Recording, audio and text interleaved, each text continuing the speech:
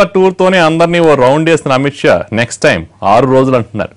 మొన్న పల్లెల్లో పలకరింపులతో పాటు బూత్ కమిటీ మీటింగ్లు పెట్టిన బీజేపీ అగ్రనేత ఈసారి పార్టీ ప్రక్షాళనపై దృష్టి పెట్టబోతున్నట్లు సమాచారం.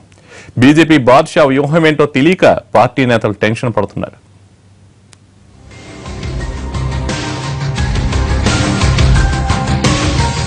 తెలంగాణలో బలపడటమే టార్గెట్ గా రంగంలోకి దిగుతున్నారు బీజేపీ జాతీయ అధ్యక్షుడు అమిత్ షా.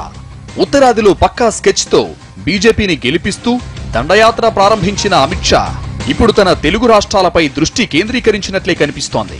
ఉత్తరాది పొలిటికల్ గేమ్ లో సక్సెస్ అయిన అమిత్ షా ఇప్పటికే తెలంగాణలో 3 రోజుల పాటు చేసిన పర్యటన రాజకీయ దుమారం రేపింది. ఇది జస్ట్ శాంపిలేనన్నట్లు సెప్టెంబర్లో తెలంగాణలో ఏకంగా 6 రోజులు పర్యటించబోతున్నారట బీజేపీ జాతీయ అధ్యక్షుడు.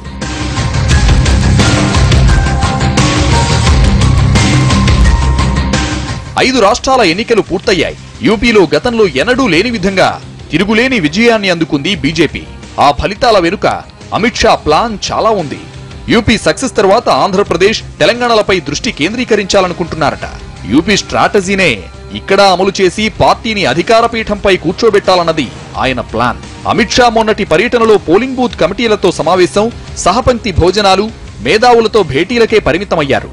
అయితే సెప్టెంబర్ నెల పర్యటనలో మాత్రం ఆయన తెలంగాణలో పార్టీ ప్రక్షాళనపై దృష్టి పెడుతున్నారట.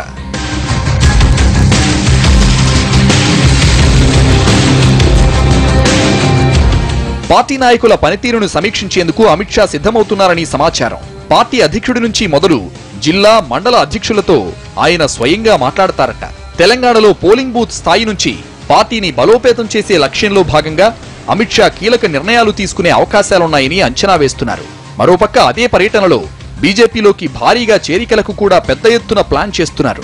వాస్తవానికి అమిత్ షా 3 రోజుల పర్యటనలోనే పార్టీ నేతలకు క్లాస్ తప్పలేదు.